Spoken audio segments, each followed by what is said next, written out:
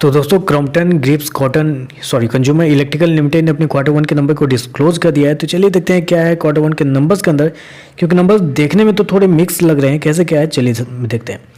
Data basically company ने करोड़ में दिया है। पिछले क्वार्टर में 1790 करोड़ का कंपनी ने रेवेन्यू जनरेट किया था ऑपरेशन के थ्रू। पिछले साल 1862 करोड़, अभी देखें तो कंपनी का रेवेन्यू 1876 करोड़ के आसपास है। तो साल दर साल बात करें तो साल दर साल कंपनी के रेवेन्यू के अंदर ऑलमोस्ट आधे % के आसपास की तेजी है।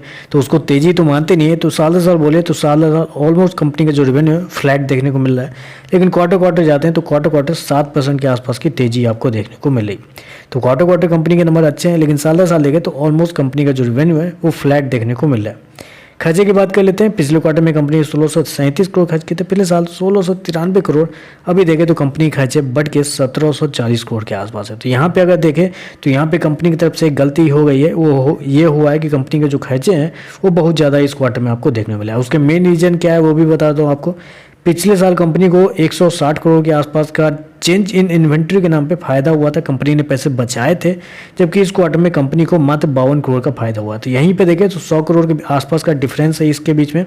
और दूसरा जो है हमारा अदर एक्सपेंस में देखते हैं तो वहाँ पे भी 30 करोड़ के आसपास का डिफरेंस है।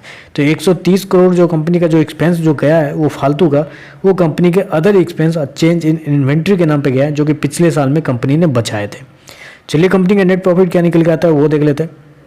पिछले क्वार्टर की बात करें 131 करोड़ का प्रॉफिट था, पिछले साल 126 करोड़, अभी देखें तो कंपनी का प्रॉफिट 122 करोड़ के आसपास आपको देखने को मिला है। तो साल दर साल बात करें तो साल दर साल कंपनी के प्रॉफिट के अंदर 3% के आसपास की गिरावट है। वहीं अगर क्वार्टर जाते हैं तो क्वार्टर भी अप्रोक्सीमेटली 7% के आसपास की गिरावट है। तो यहाँ पे देखें तो कंपनी की जो प्रॉफिट है वो यहाँ पे थोड़ा सा आपको गिरता हुआ देखने को मिला है। साल दर साल क्वार्टर दोनों, वो भी क्वार्टर कंपनी का रेवेन्यू बढ़ा है उसके बावजूद। क्यों, उसका मैंने आपको रीजन बता ही दिया है कि कंपनी जो एक्सपेंस है वो आपको हाई देखने को मिल रहा है। ईपीएस की बात करें पिछले क्वार्टर में 2.07, पिछले साल 1.99, अभी देखें तो 1.86 के आसपास आपको देखने को मिले। तो ईपीएस के अंदर भी गिरावट आपको देखने को मिली साल दर साल क्वार्टर दोनों। हालांकि मैं आपको बता दूं पिछले क्वार्टर में जब नंबर आए थे तो शेयर मेरे हिसाब से अप्रोक्सीमेटली 250-260 रुपये के आसपास के लेवल पर स्ट्रगल कर रहा था।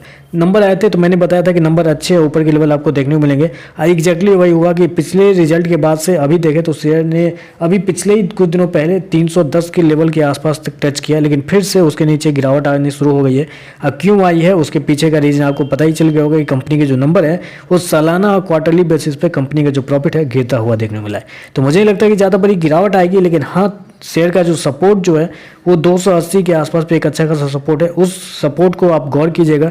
अगर शेयर उसके नीचे जाता है तो फिर आपको अच्छा खासा गिरावट आपको देखने को मिल सकती है, जो शेयर को फिर से 250 रुपये के आसपास पे ले जा सकता है। लेकिन जब तक 280 को ऊपर है तब तक शेयर सेफ है, कोई दिक्कत वाली बात नहीं है। तो बस आज के लिए बस इतना ही। वीडियो पसंद आए तो लाइक कीजिएगा, साथ में साथ चैनल को सब्सक्राइब जरूर कीजिएगा। धन्यवाद।